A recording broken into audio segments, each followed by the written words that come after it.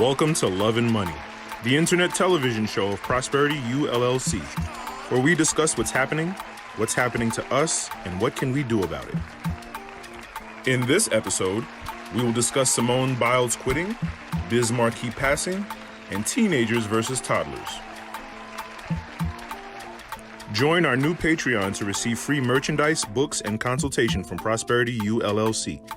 And if you appreciate the show, go ahead and show it in CASHAPP at $Prosperityullc. But before we go in, let's take a moment to invest in the brand. Have you checked out Prosperity Living apparel and accessories? See something you like? Well, get it free when you become a member at Patreon. Become a first-tier member and receive Prosperity Living merchandise. Become a second-tier member, and on top of that, get a book from the Bard Society. Become an elite third-tier member and get all of that plus free consultation concerning personal finance, stock trading, or life matters like organizational skills and dating for free. Sign up now, become a member, and invest in the brand.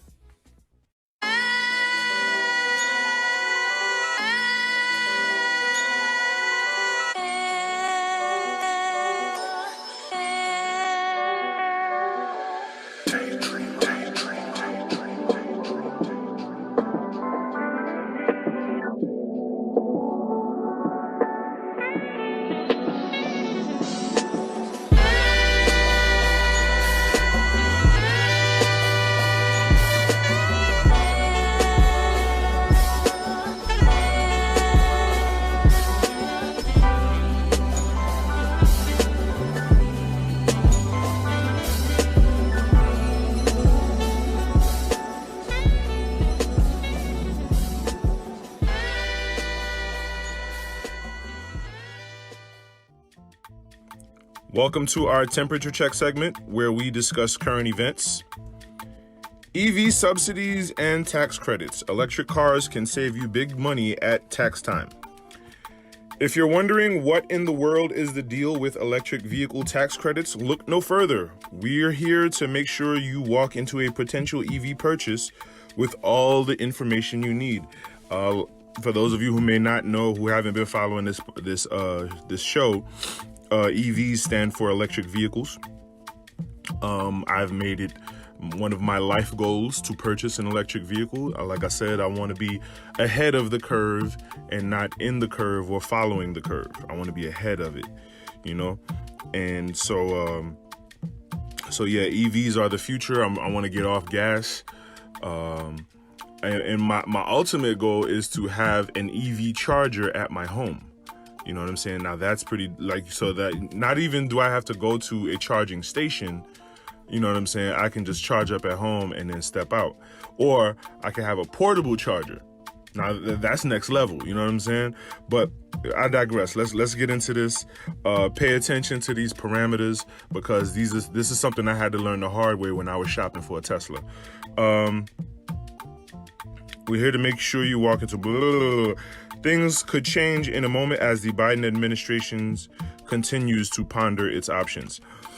The administration continues to work through a bipartisan infrastructure bill. We could even see some sort other legislation to change the tax and subsidy system for EVs. So far, the Biden administration hasn't made any changes to the long-running plug-in electrical drive tax credit, aka the EV tax credit, and EV subsidies appear to be off the table for the time being. But in the meantime, you can still take $7,500 off of your tax bill as the government mulls over the potential changes. So far, the Biden administration hasn't made any changes to the long-running plug-in. Wait, did I read that? I read that. I doubled. Okay. Biden's proposed American Jobs Plan included $100 billion in subsidies for EV buyers if passed. However, on June 24th, the president agreed to a bipartisan effort that does not include these subsidies. It's unclear if Biden will pursue the subsidies in separate legislation. The Internal Revenue, now pay attention to these codes because these codes represent certain forms you have to fill out. For those of you who are not tax savvy, you know what I mean? So the Internal Revenue Code section 30D provides, so that's going to be form 30D, provides tax credit to any person who purchased a qualifying EV during the year. It includes passenger vehicles and light-duty trucks. The credit first came to life with the Energy Improvement and Extension Act of 2008, and amendments came with the American Recovery and Reinvestment Act of 2009. The latter really gave us the tax credits as we know them today. So look out for Form 30D if you have an electric vehicle. The credit provides up to $7,500 tax credit when you claim an EV purchase on taxes filed for the year you acquired the vehicle. So if you bought an EV this year in 2021, you would claim the purchase when filing your 2021 taxes next year. Duh. The Internal Revenue Service's Form 8936, see, pay attention, is how you calculate how much money back you'll receive, which you'll need to fill out and file with your taxes. Every vehicle with a plug earns a minimum of $2,500 from the EV tax credit. That includes a plug-in hybrid. Ooh, hybrids. Hybrids are pretty expensive though. Well, like compared to electric vehicles, a hybrid is just like, if you're trying to get off of gas, there's no point in buying a hybrid. You know what I'm saying? But I digress. Because hybrids have been around since the mid 2000s. You know what I'm saying? So it's like whatever. Where was I? The vehicle must include at least 5 kilowatt hours worth of power from its onboard battery. However, the government adds money to the credit for each additional kilowatt hour worth of energy packed into the battery. For every extra kilowatt hour, the tax credit increases by $417. This is where the dollar figures can shift around since it depends on the vehicle, not your finances. For example, a Kia Niro plug-in hybrid is eligible for $4,543 from the tax credit due to its battery size. PHEVs, what does that stand for? PHEVs have similar batteries than EVs, smaller batteries than EVs, since they share powertrain efforts with an internal combustion engine. So they use gas, basically. So a PHEV is a hybrid, pretty much. But the Kia Niro EV is eligible for a $7,500 tax credit because of its larger battery size. So this is interesting. So it's not even about the vehicle; it's about the battery size. Even for EVs with giant batteries, they aren't candidates for more money. In most cases, pure EVs are the target cars for the total cash back from the tax credit. So basically what I take from this is when shopping for an EV, you want to pay attention to the battery size and then consult with your tax accountant to see what kind of credit you'll get if you purchase the vehicle. You don't want to lock into this vehicle and not deserve credit. You know what I'm saying? So you want to shop the vehicle, shop the battery size, consult with your tax consultant, and then if it's good to go, if according to the statutes, you can get a tax credit, then go ahead and purchase the vehicle. So I'm teaching myself right about now. I don't know about y'all. Tesla is by far the largest EV maker in the U.S. today, and when I consulted with my tax accountant, they told me about Teslas. So let me keep reading. However, those who purchase an EV from the automaker will not be eligible to claim the car in their taxes. See, that sucks. Like, why? They're the largest EV maker, right? That's because the current law for the credits phases them out after a particular automaker sells over 200,000 qualifying vehicles. See, that my tax accountant did not tell me that. In Tesla's case, it sold its last qualifying vehicle back in 2019. Damn, leaving no additional tax credits to take advantage of. The same goes for General Motors. A Chevy, GMC Buick, or Cadillac EV is not eligible for the EV's tax credit as of today. The automakers continue to lobby for new legislation to make credits available to them once again. And that's big because the automakers, that's a selling point. You know, that's a great selling point. Hey, buy this EV, you can get off gas and get a tax credit. That's a major selling point. That's what that's what inspired me to want to start researching for an EV. You know what I mean? Because you could get a tax credit, you could get off gas and get a tax credit. Oh, give me that. Give me that. You know what I'm saying? So now that they're taking this little quirk off the table, I got to find some little no-name hole-in-the-wall EV to shop for just so I can get a tax credit. That sucks. I want, a good quality top-of-the-line EV. You know what I mean? And I should deserve a tax credit for it. So I think it's best to wait till next year or a couple of years to see how the law passes, what this Biden administration is doing when it comes to this. This will probably become a hot topic once EVs become more mainstream. You know what I'm saying? Once you start seeing EVs in the hood, then you presidential administration, what are we doing about this? You know what I'm saying? Can we get tax credits? So yeah, this is something to pay attention to. Known for draping in Gucci and posting pictures in private jets and Rolls Royces, Nigerian Instagram influencer who portrayed himself as a billionaire is convicted of fraud and faces 20 years in prison. Nigerian Instagram celebrity Hush Puppy, aka Roman Abbas, 37, can't get enough of his hedonistic lifestyle or fraudulent ways. The man, who enjoys 2.4 million followers on Instagram, was charged for a $432 million cyber scam precisely a year ago for luring victims all over the world with his extravagant social media persona. The influencer will now face 2 decades in prison and is also ordered to repay some of those he conned after admitting money laundering. Oh, he admitted to it. All right, cool. Well then, yeah. If 2020 wasn't good to him, 2020 was even worse, as he pleaded guilty in a California court to money laundering and other business email schemes that cost his victims nearly $24 million. Damn, so he was in the States doing all this scamming. In a statement, Christy K. Johnson, assistant director in charge of the FBI's Los Angeles field office, described Abbas as one of the most high-profile money launderers in the world. Dang. Adding Abbas's celebrity status and ability to make connections seeped into legitimate organizations and led to several spin-off schemes in the U.S. and abroad. Today's announcement deals a crucial blow to the blah, blah, blah. Okay, whatever. The new slew of charges unveiled a scheme where Abbas and his accomplices allegedly faked the financing of a Qatari school by playing the roles of bank officials.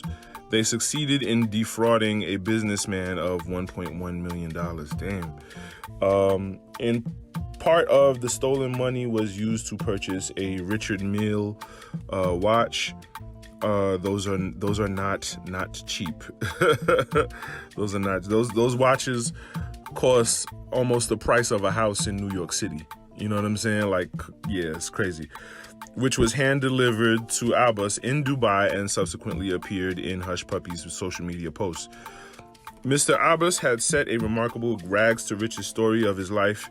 He started as a second-hand clothes trader in Lagos, which has reached an unpleasant end with crimes and fraud committed in Europe, America, and Nigeria. Back into June 2020, the cops took more than $37 million in cash, along with luxury cars, when they stormed the Hush Puppy's apartment in Dubai. Oh, wow. They extradited him? That's crazy. When he was sleeping. Yeah, it was revealed he had 12 accomplices involved in this crime, and the email addresses of 2 million victims on several phones and computers were seized during the operation. But yeah. Whew. So, I always wonder about these stunners and flossers on Instagram. I have an Instagram profile. I have a separate Instagram profile where I follow nothing but rich nigga shit. You know what I'm saying? I like to see what's out there. I like to see who's out there. I like to see what people are doing, and I like to see what people are doing to get money. You know what I mean? And I study this. You know what I mean? I study this because I like my bills being paid. I like to eat what I want to eat and go where I want to go. You know what I mean? That's who doesn't. Does that not feel good? Does it not feel good to eat eat what you want to eat and go where you want to go and wake up when you want to wake up? You know what I'm saying? Like, so yeah. But this is, you know, and you know, it always, you know, us common folk, you know, we see people living like this, and we always look at them with the side eye, like, really? And especially, and this is the stigma. This is the stigma when it comes to black people. You know, we're so niggified and slavified, where we can't picture or fathom, because we've been programmed and brainwashed this way. We cannot picture a black person living wealthy. Use those brain muscles. Use those brain muscles. It's hard for us to picture and accept, and to socially accept, a black person living wealthy, unless he raps on a microphone, or runs or bounces a ball. You know what I'm saying? It's hard for us to fathom this. So it makes us wonder, it makes us want to scrutinize and judge and be pessimistic about how are these people living. And this man does no service to this stereotype. He does no service to it whatsoever. But can you knock someone for chasing an American dream? You know what I'm saying? Can you knock someone? Get rich or die trying, right? I want to get rich and live trying. You know what I'm saying? Like, fuck that. You know, I say, like, oh, I want to be a ride or die. No. I want to be a ride and live. I want to be a ride or live, you know? But yeah, he does no service to the stereotype. And Nigerians are known to be scammers. You know, their hustle is impeccable. You know what I'm saying?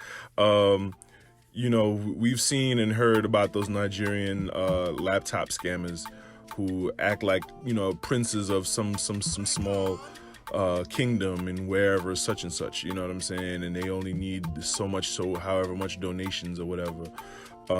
I'll even admit it. One time they almost got me, man. One time I had my back against the wall, and I was trying to figure out, you know, ways to make money.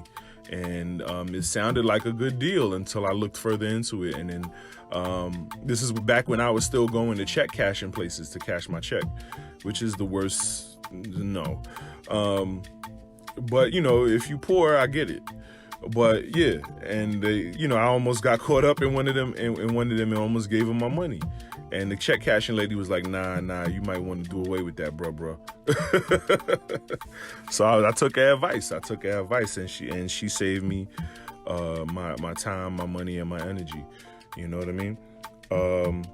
But yeah. And then see now, like, what is this gonna do with what is this gonna do for the how is this going to reflect on the respectability of black people in business, black men in business?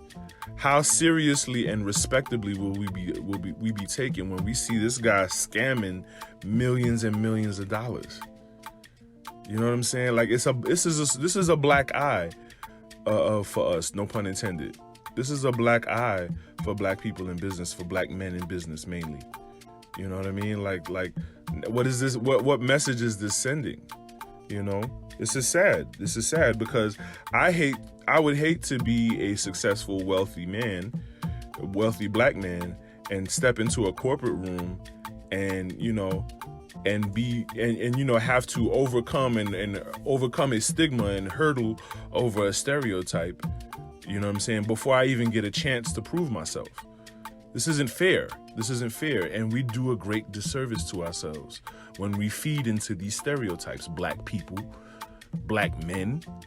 You know what I'm saying? But what can we do? All we can control is what we can control. You know what I mean? It's just sad. Hey y'all, what's up? It's Friday, so I'm gonna keep it black, but I'm gonna keep it brief.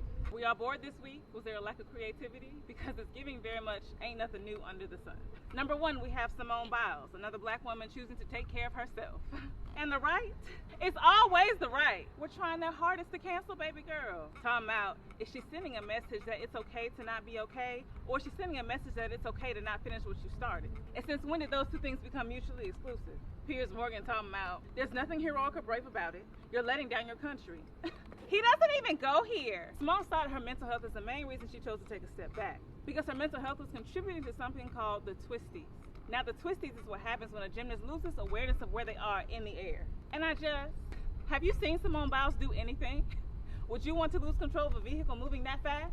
I think the not. So instead of canceling Simone for quitting the Olympics, all them folks did was reveal how 150 plus years later, they still put more value on black bodies than they do black people. There's a process during the transatlantic slave trade called commodification.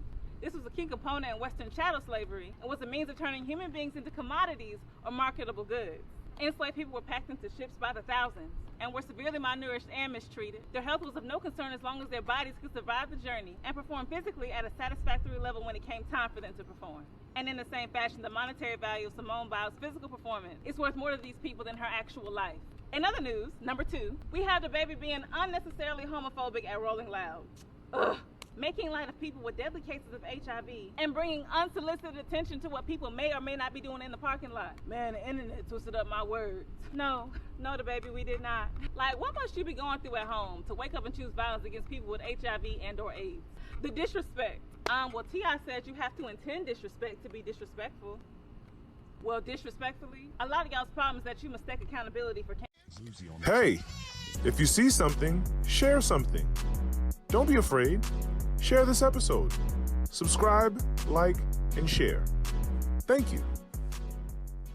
Cancel culture. Don't nobody want to say, I'm sorry, my bad, I will learn better so I can do better. They rather just divert the narrative from their responsibility to something else like Lil Nas X video. Or what about the kid? Or better yet, tips specifically asking where's the outrage of a video of yet another episode of police brutality on a group of black women. Tip, we will always be outraged about that. We have never not been outraged about that. We can, in fact, be mad about more than one thing at the same time. Another problem is the fact that cisgendered, heteronormative, queer-phobic black people are not used to outrage from black queer people being validated or amplified by the public.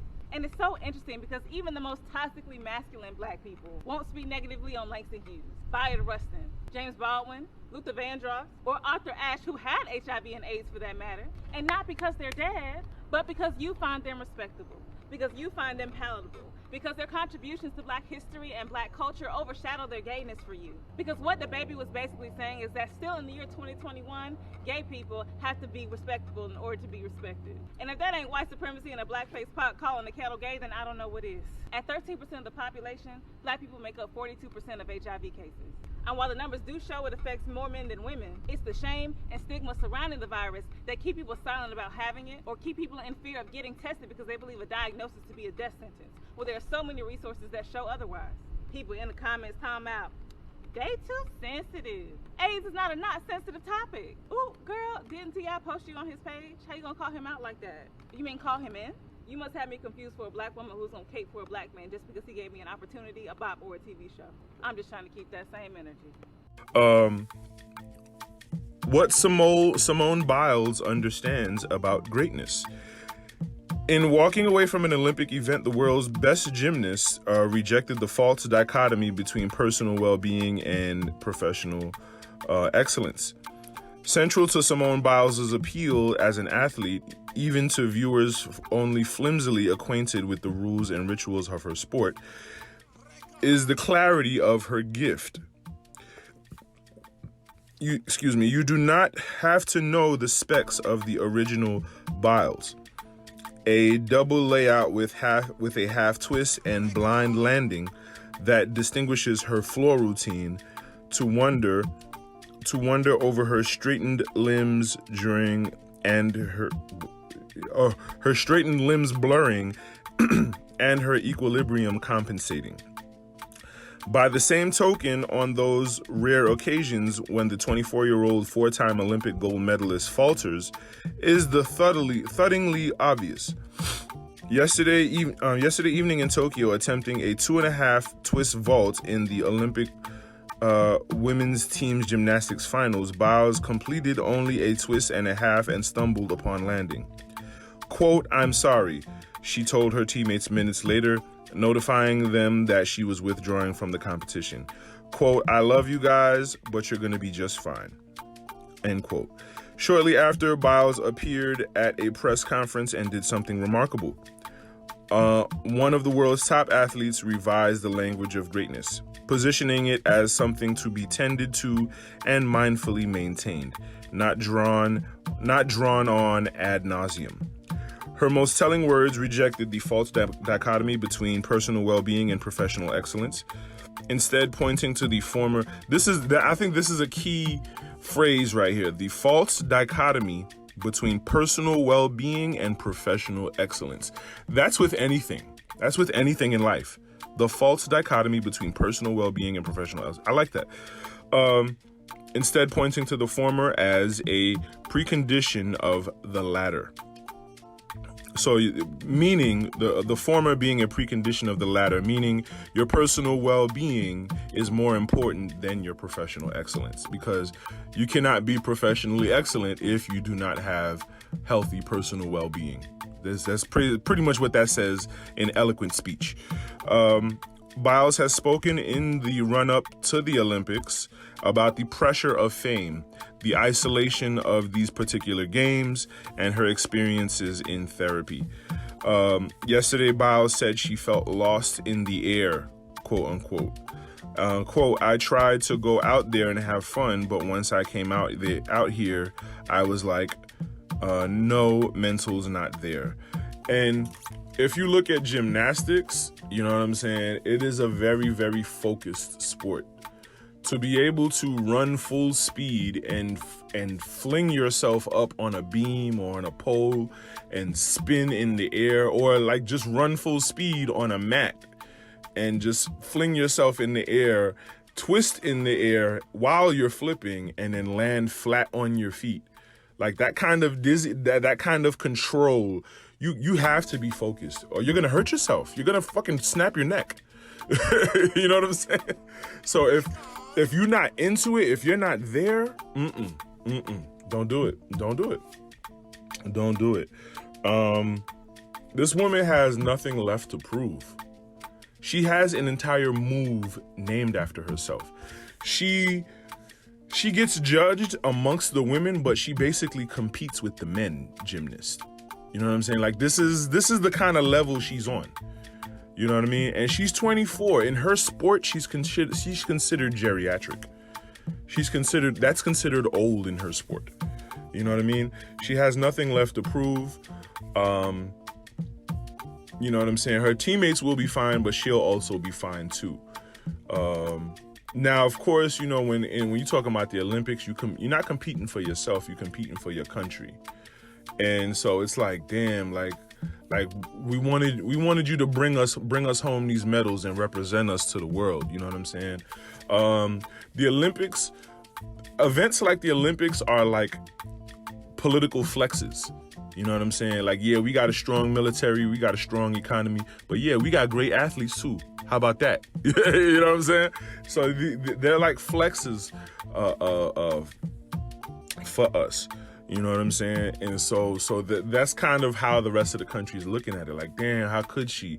Why is she so selfish? You know, But no. Personal well-being over professional excellence. And that's something that we're not taught. That's something we're not taught. You know, that's something that is not encouraged. We're a lot of us are, especially through religion. I'll say this, especially in religion, we're taught to sacrifice ourselves for the collective. We put the collective over ourselves. We have to stay on code for the collective. You know what I mean? And that means well. It means well. That's that kind of tribalism, that tribal mentality. It means well, but it doesn't serve well, because if the individuals in the collective begin to fall apart, then what is that to speak of the collective? How strong is the collective? How strong will the collective stand if people are dropping like flies? You know? I got some scuttlebutt about her personal dealings.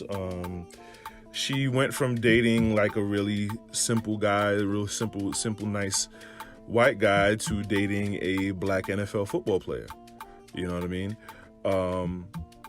And, you know, dating, statistically, this is a detriment to myself, but statistically, dating a black guy isn't the easiest thing in the world. Let alone dating a professional athlete, a black male professional athlete. We know what's out here in these streets. We see it. We hear about it all the time. We're not dumb, deaf, blind, living under a rock. You know what I'm saying? Could this be a contributing factor to her decision making? Maybe minor, maybe major. You know what I'm saying? I wouldn't hold it past. It's just something to pay attention to. You know what I mean? Because you all the way in Tokyo. You know what I mean? You all the way in Tokyo. What's going through your head? And you're 24? 24?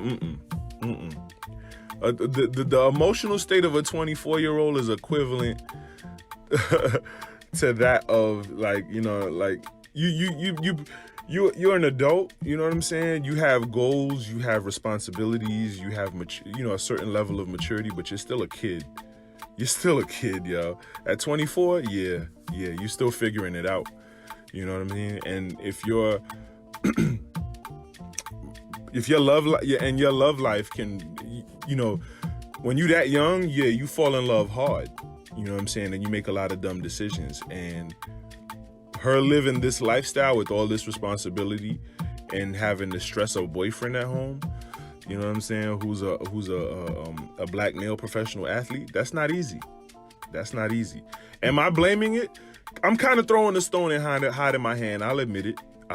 But I just can't help. I can't not ignore it. Well, I can't ignore it. Yeah, I'll say that. I can't ignore it. I can't ignore it as a contributing factor, not a deciding factor, but a contributing factor. You know what I mean? But yeah, I'll say that. I'll say that to that. Personal well-being over professional excellence. You know what I'm saying? And maybe she's tired. Maybe she's tired of gymnastics. Yo, you know how hard those girls work? Do you really? Do you really know? You don't even know, okay? You don't know. So, yeah. Personal excellence over personal well-being over professional excellence. I love it. R.I.P. Biz Markie, celebration of life set for Monday in New York City. According to reports from TMZ, the beloved rapper will be honored and celebrated by family and friends on Monday. Reverend Al Sharpton will reportedly deliver the eulogy with celebrities like Fat Joe, LL Cool J, Papoose, Big Daddy Kane, Al B. Sure, and Leland Robinson will be front and center to pay their respects to the trailblazing rapper and longtime friend. Sources tell the publication that Biz will have an open casket and will be dressed in custom outfit designed by Harlem fashion icon Dapper Dan. Oh man, that's dope. That's so dope. Yo, imagine going out like that, like in your funeral, your open casket, and you dressed by Dapper Dan.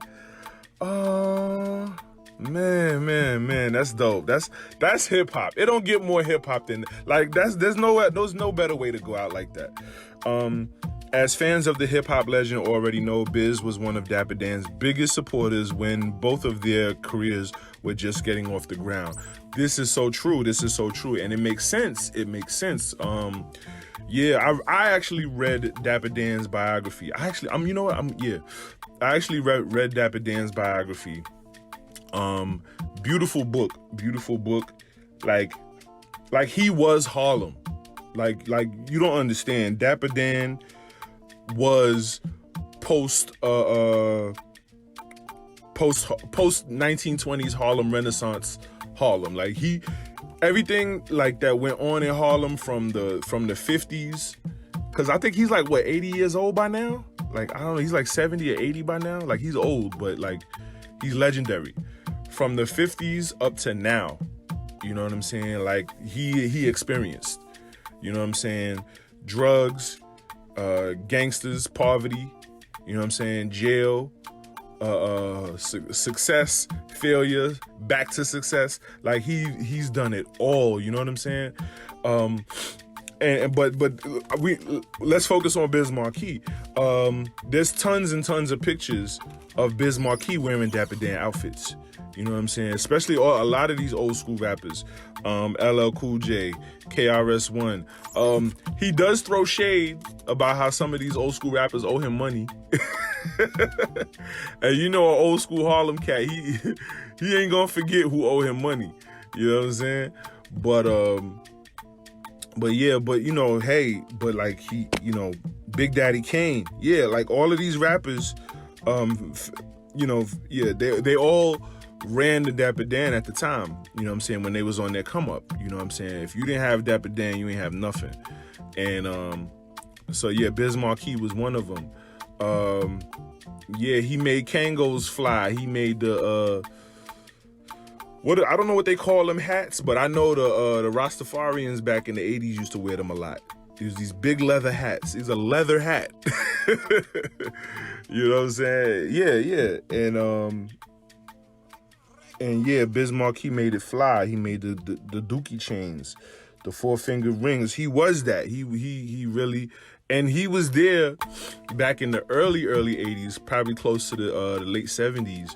You know what I'm saying? Really in the mix with all of the fresh new, what was going on in New York City. You know what I'm saying? When hip hop was becoming, you know, was coming alive, and you know what I'm saying, growing, you know, a growing culture, you know, and became a thing. He was in the mix with all of that. So when he came to the surface around the late 80s, it was just like he was just, you know, just skyrocketed the culture. You know what I mean? Everybody loves the You Say He's Just a Friend. I remember I saw that video when I was a kid. I was like, ooh, these bitches ain't shit. You know what I mean? Like it's easy to talk about how men dog women. That's so easy. That's so cliche and redundant. But when a woman dogs a man, ooh, this thing's a little different. You know what I mean? And it's so yeah. You know, it made sense for that song to be as popular as it was. And the girls used to sing along to it too. You know what I mean? The girls used to sing along to it too. And I remember watching the video as a kid, and I'm just like, yo, this guy's so goofy looking. Like, I could see, I hate to say this, but I could see why he got cheated on. Like, come on, bro. Like, stay in your lane, you know what I'm saying? But it was for the sake of comedy and, you know what I'm saying, entertainment. I get it now, but back then when I was a kid, I'm like, man, look who she cheating on you with, bro. Oh man, I'm being silly. I remember the video for the Vapors.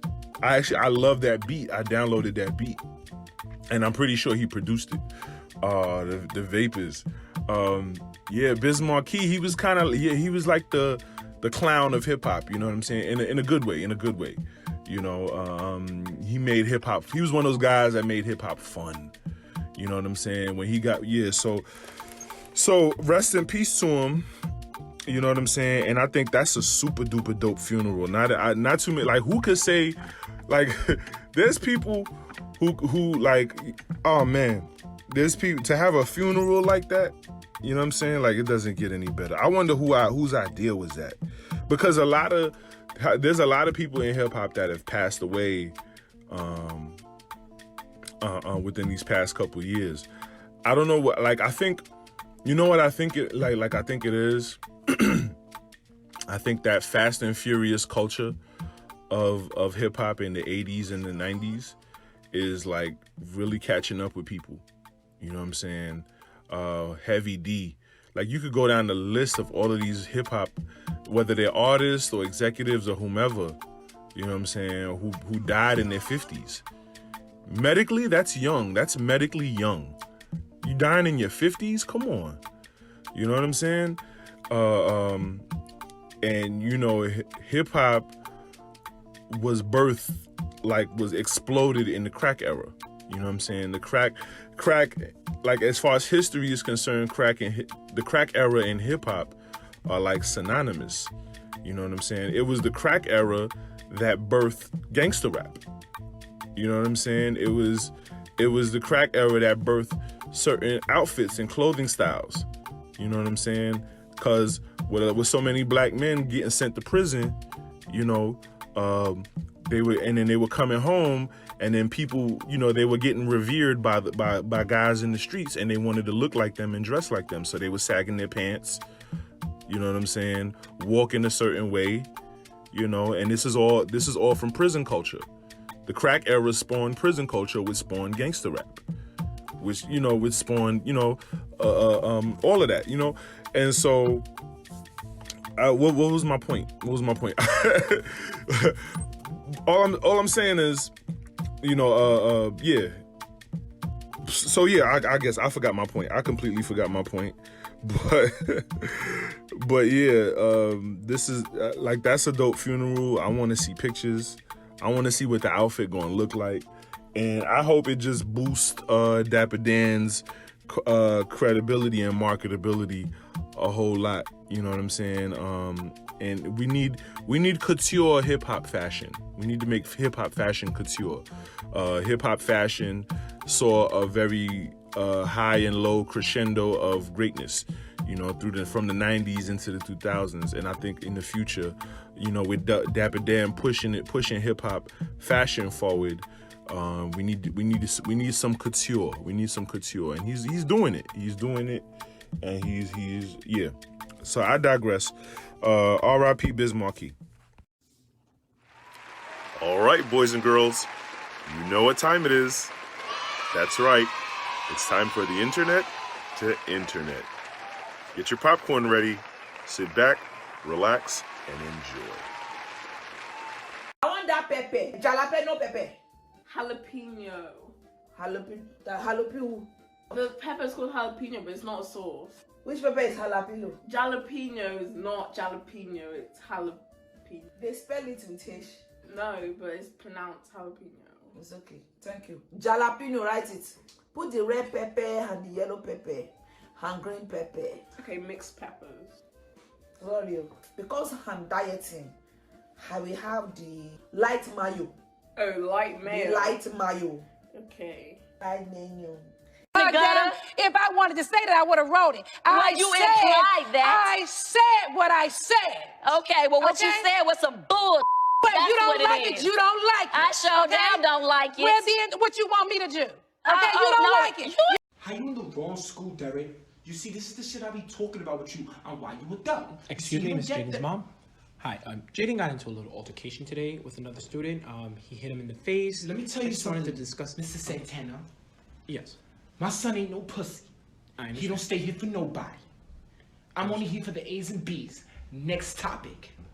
Well, Jaden was actually extremely disruptive in class. He told a student to eat a glizzy, and he's claiming big whoopty. I'm not too sure, but that's So that's what it is, concerning Jaden? in my class.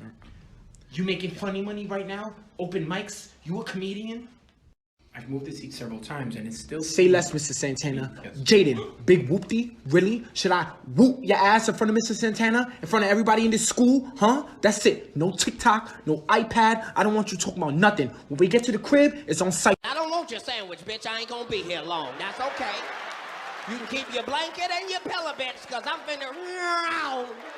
All right, come here. Come sit back down. I'm not going to ask you again to sit back down or tell you again to sit back down.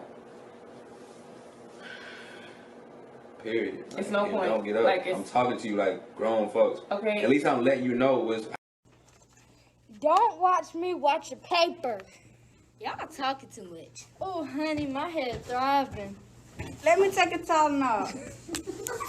How black people tell you food is good.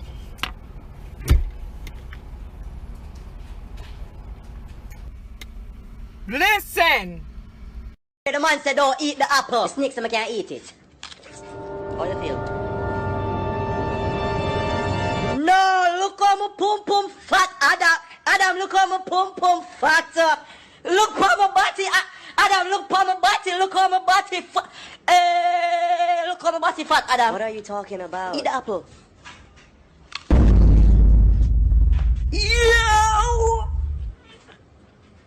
Yo, look how this shit big. I'm not trying to tell you. Look how I'm trying to tell you. Anaconda. I'm gonna call it anaconda.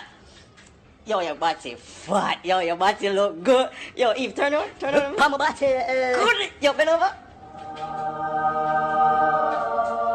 You have too old.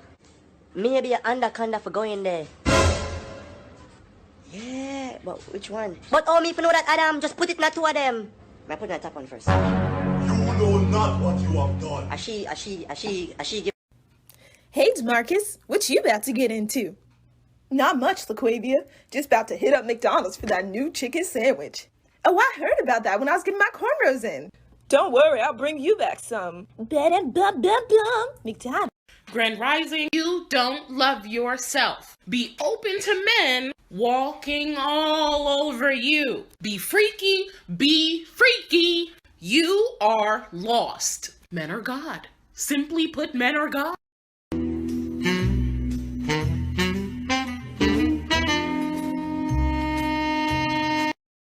Something we do not talk about enough is whenever a cat is trying to catch a bug and their owner is helping them and the cat like completely understands the assignment. I literally saw someone tossing their cat up to the ceiling, and every time the cat knew to, grasp its paws once it got up to the ceiling.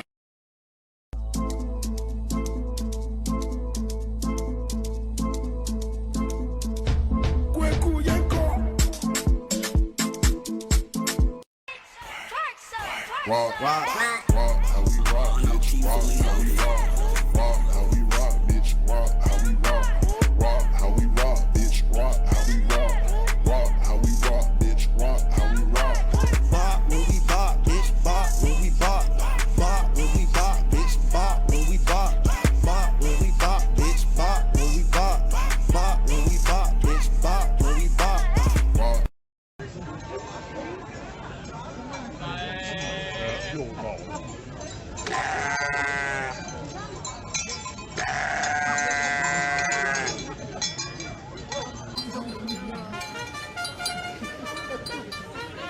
Aqui.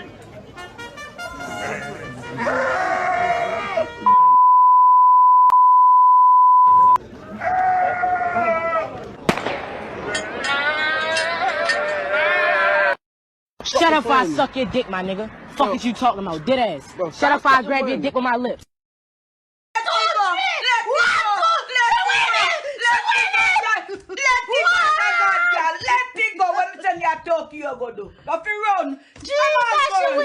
Don't cry, girl. Hold it, girl. Hold it.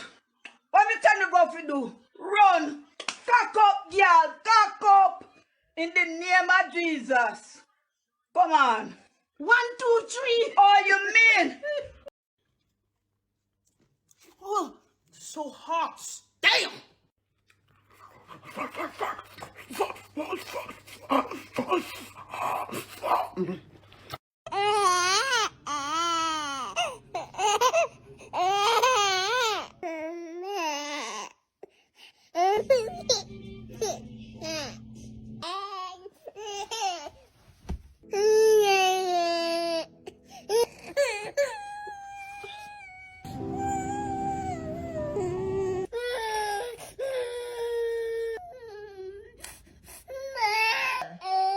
Come here. Mama? Let me hit it, man. Let me hit that shit. Let me hit it. Please, let me hit. Let me hit. Let me hit.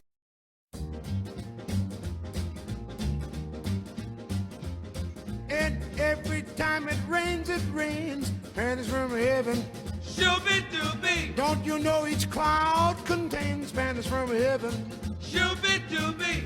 You'll find your fortune falling all over town.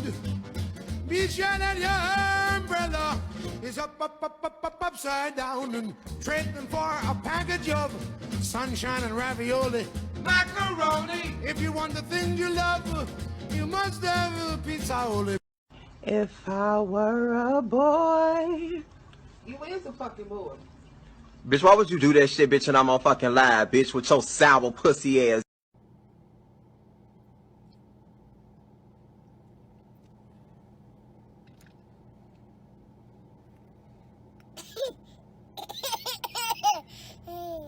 My name is Victoria Chase, and I'm a 90s vocal coach. I miss you. Some of the classes that I offer are Aaron Hall 101. Woo, woo, woo. Yeah. Yeah. You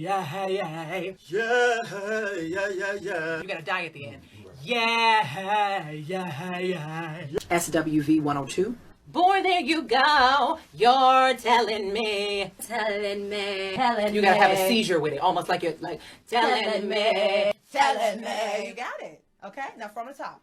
Boy, there you go. There has to be at least 100 runs per line. Oh, say, can. And the attire is also very important in the 90s, and some of my students just don't commit. We're here for the course. Y'all just gonna disrespect me like that, coming in here looking like 2017? I also offer a music video course where we focus on camera angles. The camera is always on the ground. Watch me, and then you guys will follow. Watch till the end.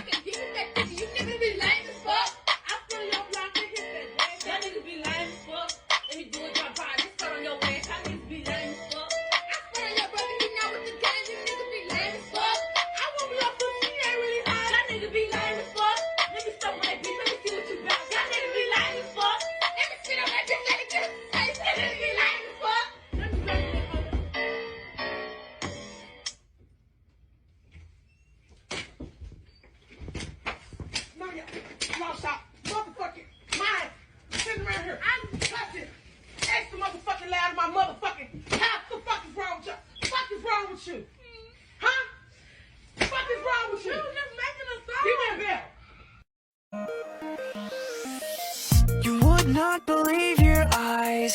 You would not believe your eyes. You would not believe your eyes. You would not believe your eyes. You would not believe your eyes. You would not believe your eyes.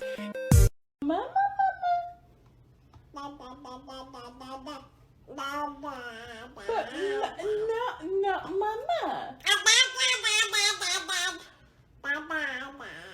Mama.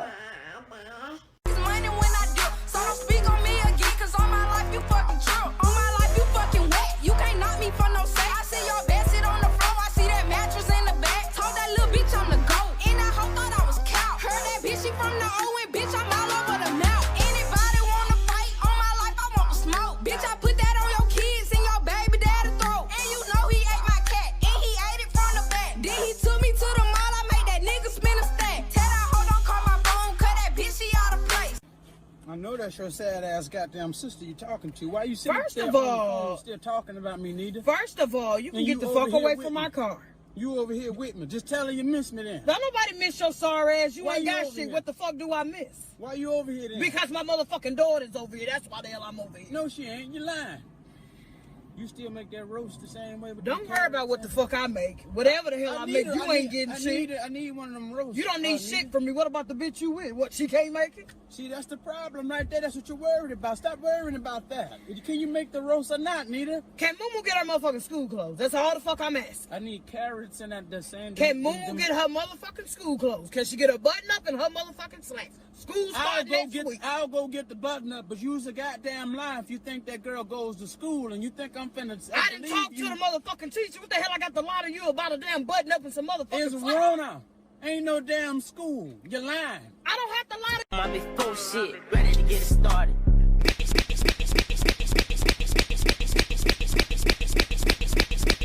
I got no sense. Go here to plug.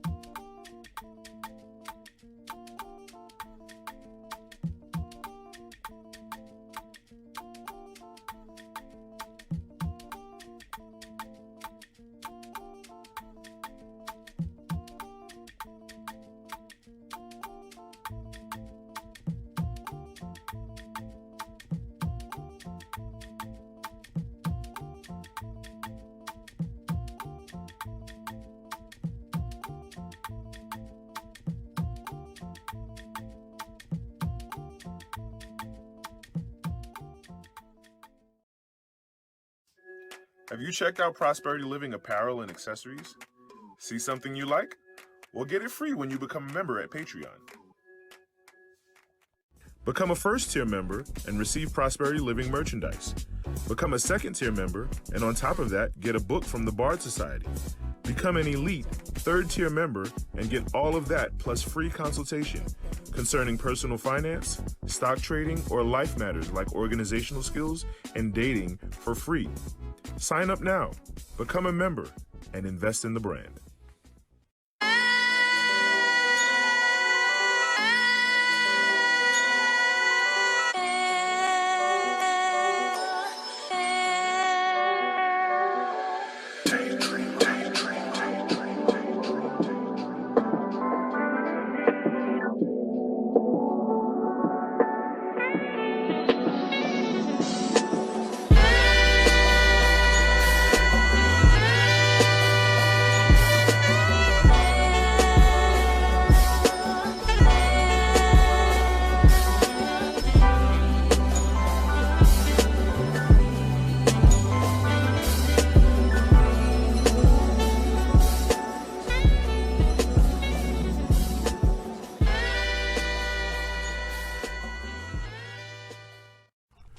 Welcome to our main course segment where we discuss life and love. Teenagers versus toddlers. Where did this topic come from? I have teenagers, and dealing with teenagers is like I had no expectation. I guess because I have jocks. You know, my kids are jocks, and dealing with a jock is entirely different from dealing with like a typical depressive teen who just locks themselves in their room and tells you how much they hate you with their ungrateful asses. A jock is different. Having a jock teenager is like a job. It's a second job. They take up a lot of your energy and resources. Because of their sports, because the sports take up a lot of their energy and a lot of your energy and resources. You know, where I live, you know, you have to drive everywhere, and you know, it's not enough. Like one of my sons has a car, but you know what I'm saying, the other ones don't. And you know, so a lot of times we carpool a lot, and their high school is a bit of a distance away from where I live. You know what I'm saying? So it's not like I could just drop them off and go back. You know what I'm saying? I don't like to drive like that. Me personally, anything beyond 15 minutes is a long drive to me. Anything beyond 20 is like stupid long. And when it gets to a half hour, it's like it might as well be an hour. You know what I mean? So I don't like long drives like that. I don't like just sitting in the car just driving. I like to be home and doing what I want to do. You know what I'm saying? And I don't like having to stop what I'm doing to go do something else. I don't like doing that. I like to do what I want to do, or do what I'm doing and finish it, and then go do something else. So that really annoys me. That annoys me a lot. You know, and you know, I did not expect this from teenagers. You know what I mean? I did not expect this from teenagers. And so I'm like, wow, like they're getting on my nerves in the same way that toddlers do. You know what I'm saying? But with toddlers, you expect it because they're babies. They're just tiny little creatures, just in, understanding life, just learning life. You know, they start learning how to say no, and then they start saying no to everything. Then they want to say no to you. You know what I'm saying? And then they want to, you spank them, and then they start spanking you back. And they're like, whoa, okay, really? Okay, is that what we on? You know, like, little, low level, you know what I'm saying, developmental things, you know what I'm saying? But yeah, teenagers versus toddlers. So let's do a little comparison. Because this kind of crept up on me. I didn't expect, and it's funny, I brought this up to my Facebook timeline, and some people were like, teenagers are worse. Well, teenagers, they said toddlers are worse because as a teenager, I could still punch them in their throat. Like, because I remember my mom trying to punch me in my throat when I was a teenager. That's why it's so funny to me. All right, so let's compare teenagers first. So teenagers are needy. Teenagers are needy, but they're in denial of how much they need you. Or they're in denial, or they don't realize it. They don't realize how much they need you in their lives, how detrimental you are. You see a lot of these kids dropping out and becoming nobodies. It's because of their support system. It's really because of their support system. They have no backing, no family, no nothing. You know what I'm saying? And so it's easier for them to fall to the wayside. I could have easily been that kind of teenager. It's just that my parents did such a good job early on instilling the fortitude within me to want to be somebody. And not only that, but the shame and the threatening of wanting to be somebody. You know what I'm saying? It was always, oh, you don't want to be a bum? You want to be a bum? You want to go out and be a bum? You want to grow up to be a bum? Go ahead. You know what I'm saying? So that kind of guilting, you know, that guilt parenting, you know, is kind of what pushed me to say, all right, you know what? I can't just be out here wasting my time and wasting my energy. I need to do something. I need to be smart about this. I need to play chess with my future and not checkers. You know what I mean? And yeah, so that was important. Yeah, but teenagers are very needy, whether they realize it or not. And as a parent of a teenager, you have to say to yourself, you know what? They act like they don't need me, but I'm just gonna, like, I remember I used to babysit my aunt's pit bulls, and I used to take them out. There was this big old cemetery. It was like you could walk into the cemetery. It was like just this wide open cemetery. A great, you know, it used to be all sorts of creatures out there. The geese. There used to be geese hanging out there and whatnot. And I used to walk the pit bulls one after the other. I used to walk the pit bulls to the cemetery to just graze. You know what I'm saying? Just give them some air, some fresh air, and let them play around, run around, sniff and hunt. You know, do what dogs do. And I would let them off the leash, but I would follow them. You know what I'm saying? And that gave them a kind of security, like, oh, okay, he got me. You know what I mean? Like she would take a walk, she would take a step, I would take a step. You know what I'm saying? And then she would look back at me and then keep sniffing. You know? So she knew, like, because, you know, dogs are pack creatures just like we humans are. You know what I'm saying? So she understood, like, okay, he's following me because he got me. You know what I'm saying? I could do what I want, but I know he got my back. And I know where to find him whenever I need to get back to him. You know what I'm saying? And that's how you got to be with teenagers. You just got to take the leash off of them, but follow them and let them know, like, hey, I got your back. Figure it out. You know what I'm saying? You may fall, you may stumble, and get back up, but I got your back. I'm here for you. And that's how you got to be with teenagers. Teenagers are emotionally erratic. Maybe not to the degree that toddlers are, but I will say that they do go through, they do have their good days and bad days. They're not erratic in, like, one moment, you know, you're crying at the top of your lungs, and then I give you a bag of chips and you straight. Not like that, you know what I'm saying? But teenagers do have a lot of good days and bad days. They have days where they start to internalize and you know, sulk into themselves, and then they just go to the dark place, you know. And then this is them figuring out the parts of life that they can't control. You know what I mean?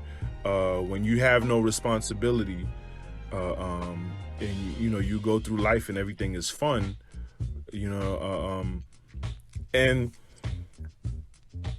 yeah, when you go through life and everything is fun, and now you reach a certain age where you start to realize, like, oh, this is the game. Oh, this is what it's really like. Oh, you know what I'm saying? This is something happening that I didn't expect, that I wasn't prepared for. You know, when you reach these levels of maturity, you know what I'm saying? It puts you in a dark place, you know? And, you know, you're trying to figure your way out of that. And some depending on the scenario and depending on a lot of things, some kids go through this before they're teenagers. They just deal with a lot of drama and trauma and stress at a young age. And so when they reach a certain age, they become very depressive or they become very mature. You know what I'm saying? It's like a two-sided coin. You can either grow from it or it can stunt your growth and you start lashing out and becoming very destructive, like we see some teenagers in the streets are now, But yeah, they're emotionally erratic in the sense of having good days and bad days, or the way they handle stress and trauma and drama, but they are very independent. You know what I'm saying? They are like, I got this. And, you do, like I said, you got to take the leash off them and just let them and just follow them and just say, hey, listen, you do what you do, but I got your back. And guide them still. You know what I mean? When I used to walk the pit bulls, there was a little river. There was a little ravine, like a little stream ravine that the geese used to swim into. And, they would follow the geese. And of course the geese would run away from them or fly away from them. And they would sniff along the edge of the ravine. And I used to stand there and watch them, or sometimes tug them away from, not like tug them, but just, grab their hips or their stomach and just tug them away from the ravine and say, hey, you can't sniff near there because you might slip and bust your ass and fall in that shit. You know what I'm saying? So just that little bit of guidance too. You know what I'm saying? Have their back, but give them guidance as well. No, don't go that way, go that way. You know what I'm saying? You know what I'm saying? Do what you want, but don't go over here. I do that a lot with my teenagers. They're very socially biased and reclusive. Teenagers are all about their circle. They're all about their friends and who they rock with and who they don't. You know what I'm saying? And adults are like that. Social media has made has turned adults that way. You know what I mean? Like, especially in social media, it's like, yo, if my friends don't follow you, if nobody shouts you out, I'm not shouting you out. You know what I'm saying? If it's not trendy to fuck with something, then I'm not fucking with it. You know what I mean? And teenagers are like that very much so in person, not even on social media. They're socially biased. They only fuck with who they fuck with, and that's it. Hey, if you see something, share something. Don't be afraid. Share this episode. Subscribe, like, and share. Thank you. You have to teach them to be open-minded. You have to introduce them and show them different things, and teach them that different is not the devil, and they're very reclusive. Like, teenagers don't never want to go nowhere. Like, when they're small kids, they're like, ooh, I want to go. They just want to go. Like, when they're small, they just want to go just to go. But then when they become teenagers, they feel like they done seen it all. It's like, what? Like, who are you? Like, no, come over here. Let's luxuriate and sit under these palm trees. Stop playing. You got to really drag teenagers outside, especially with these video games. You got to really drag them. Yeah, you got to drag them outside. The video games and the social media, there's no point. There's almost no point in them going outside in this day and age as I'm recording this. You know what I mean? So when it's time to go outside, when it's time to get some fresh air and get some sun, you got to really drag them. Toddlers are needy and demanding, as opposed to teenagers being in denial of their neediness. Toddlers, you got to be, like, I'm getting exhausted thinking about it. Like, every little thing, you got to be on top. Like, it's hard. Like, it's even, you get to a groove where you lay down a bit and you start to say to yourself, I wonder what the fuck they doing right now. And you get up and you jump up and you go, what are you doing? What are you doing? Where you going? Who you with? Like, what you doing? What you touching? Don't touch that. Don't touch that. Don't touch that. Like, you got to be on toddlers. You got to be on them. If they're not next to you, you know what I'm saying? You have to know what they're doing, where they are. And you got to sleep when they sleep, because the minute you lay down and close your eyes, they up to something.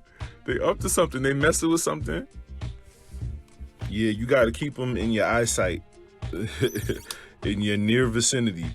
So yeah, they're very demanding. If they hungry, you gonna know it. If they in pain, you gonna know it. If they sick, you gonna know it. They need everything all the time. Yeah, I always tell single mothers like who are trying to date, I'm like, yo, you gotta wait until they don't need a babysitter anymore. Whatever the laws are in your state, if they no longer legally require a babysitter, that's when you can start dating. You know what I mean? And go to the guy's house. Don't bring the guy to your house. You know what I mean? Because the child that small, they pay attention to every little detail. But yeah, they just take up so much. They take up so much, and it's a rough period. It's a rough couple of years. You know, like I said, toddlers are emotionally erratic in the sense that they could be bawling out, crying. You know what I'm saying? But you give them their bottle, you give them something, they toy, they bottle, whatever, and they chilling, like in just seconds.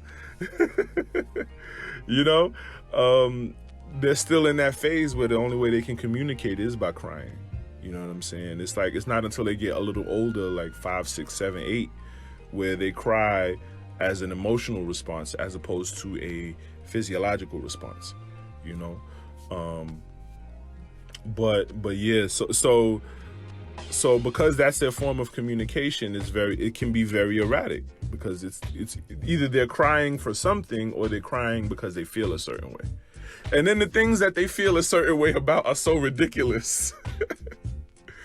You could be around a bunch of adults. You could be at a function around a bunch of adults sipping an alcoholic beverage, and the child wants to sit with you, and you let them know, like, hey, you're a toddler. No, you can't have this. You can't have this. This is for grown-ups. And then immediately they start crying. Like, I remember I was on Tumblr years ago, and I saw a meme of things that toddlers cry over. And it was the silliest things. But if they knew if they really understood what they were crying over, they wouldn't be crying. It was just so funny. The energy of toddlers, it's matched with the energy of teenagers, especially when you have jock teenagers. If you have those docile, you know, stay-at-home teenagers, then you good. But when you got jock teenagers, they got to be somewhere early in the morning, and then then I got one, like, he plays 2 sports, so he'll go to 2 different practices in the same day, every day. I'm like, yo! But the energy of toddlers, I remember when I used to be religious, and I used to volunteer for Sunday school, and I would watch over the 2-year-olds, and they would listen. Let me break this down so this can forever and consistently be broke. All right, there are no such thing as terrible 2s. 2-year-olds have the same bad reputation as pit bulls. 2-year-olds are the sweetest. They are the sweetest, most chill babies. It's them 3-year-olds, but when they start learning how to talk, and they can talk back, and they can have an idea and make a point about how they want this toy and not that toy, and they want this Lunchable and not that Lunchable. Like, no, I'm not gonna argue with you. No, we're not gonna do this. 2-year-olds are sweet. They're the sweetest. But their energy, oh my God, toddlers, the energy of toddlers is oh my goodness. Like, I used to have, when my kids were toddlers, I used to have a strategy for wearing them out. I had a whole day mapped out, a game plan of how to wear their asses out, of how to make sure by this particular time they're asleep. You know what I'm saying? Like, in the morning, I'd feed them, and it was always revolved around feeding them, because once they're fed, they have that itis. You know what I'm saying? So I would feed them. You know what I'm saying? Then I would, sit them down, give them little talks or whatever, teach them about, life to their level of understanding at the time, and then we would go outside and play. And then, like, I would just let them play, just let them run around and do whatever until they, until they're bored. Then bring them inside, And I never let them take naps until the very end of the day. You know what I'm saying? So I would bring them back inside, feed them, or take them to a restaurant and feed them. You know what I'm saying? And then let them go outside again. Or probably like in the morning, I would do like an activity. We just have like a morning activity. You know what I'm saying? And then in the afternoon, I would let them play, like just do playground, you know, sandlot, just playground. And then in the evening, I feed them dinner. And by dinner, I let them watch a movie. You know what I'm saying? So they'll watch a movie. And I would always make them watch the same movie. At the time, first I would make them watch 300. It was an action flick, right? And 300, I felt like that was a man's movie. So I had boys, so I'd show that to them, you know what I'm saying? And just, give them that. And then I would close out with Will Smith's Pursuit of Happiness. I felt like that was a good movie about fatherhood and, black father, them seeing a black man going through the struggle with his child and, sticking together and sticking through it. Like, I wanted them to see that, you know what I'm saying? So I would always play the same old movies. No, we've seen it already. I don't want to watch that. Whatever. And then let them watch a movie, and then by the time the movie's over, they'd be ready for bed. You know what I mean? And I'd have a whole game plan mapped out, and it worked. Yeah, and that's the thing about toddlers. If you don't have a game plan, they will kick your ass. They will kick your ass. It's like sports. It's like football. If you ain't got a good game plan against this team, they're going to whoop your ass. You know what I'm saying? They're going to drag, you're going to have a long day, and they're going to drag you all up and down the field. And that's how toddlers are, Yeah, and so they're very socially mercurial too. Whereas teenagers, if they don't fuck with you, they don't fuck with you. But toddlers, they fuck with everybody. You know what I'm saying? It's all fair game. Oh, you got a toy? Bring your toy. We can play. You want to play with me? Oh, you want to crack jokes? You want to make funny faces at me? Cool, let's make funny faces together. Like, they'll play with anybody. You know what I'm saying? As long as you're willing to play, we'll play. You have some of those toddlers who are like, I don't know you. Excuse you. Which is just a personality thing, and that's cool. But then you have other toddlers who just play with everybody. Everybody's their friend, everybody, and that's what makes them beautiful, But other than that, who's worse? So let's break it down. Who's worse, teenagers or toddlers? Teenagers are worse because they're more independent. They have a mind of their own. They're more opinionated and independent. You know what I'm saying? But you would think that because they're so opinionated and independent thinking, that they would make better decisions. As if you were never a teenager your damn self, right? So with that being said, teenagers are worse simply because they get on your nerves a lot more. They get on your nerves in a different way. Toddlers, they're just annoying because they're toddlers, because they're babies, and they're so needy. But teenagers, it's a little indignance about teenagers that makes them that much more. That just it just makes them crawl up under your skin a little bit more, And house chores, man, house chores. You have to remind teenagers that they live here for free. That's the crazy part. Like, I gotta keep reminding you live here for free. So show your appreciation, bro. Like, what the fuck? But please do not punch your teenagers in the throat. I repeat, do not punch your teenagers in the throat. Despite what you feel, do not punch them in the throat. Love you. Bye. That concludes our show. Remember to subscribe, like, and share.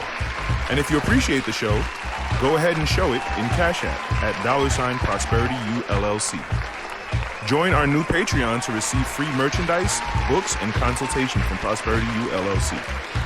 We would like to thank you for tuning in to Prosperity ULLC and continue to invest in the brand.